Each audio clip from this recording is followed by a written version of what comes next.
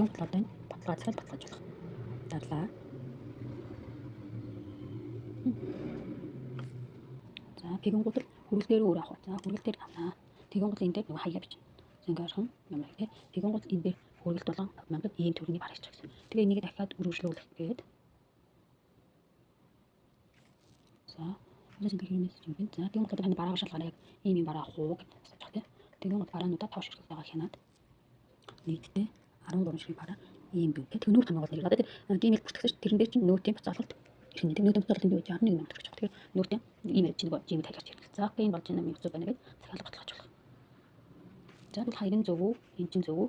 Хаягаа шалгаад өмнөхөн зөв боллоо. Окей дахиад үргэлжлүүл. Одоо энэ бүр гоё. Бүх юм монголт. За энэ гоо би заалах копи хийлгэх. За копи хийрээ би видеог сонгочингууд. Дахиад нь үргэлжлүүлэх гэж бодож байна. За копи хийрэмжлэхээр ингээд утасны чинь дугаар чинь мөн үү? Gmail чинь зөв бүх мэдээлэл хийж харах. Тэгээд энэ хүргэлтийг хэрвээ би гэртээ байхгүй манайхаас өөр хүнд яана гэх юм бол ингээд энэ дээр нөгөөх нь утасны дугаар нэрийг өөрчлөх болдог. За тэгээд окей юм а гэдэг юм бол тэгээд бараагаа шалгалаа. Тэгэхэд захиалга баталгаажуулах.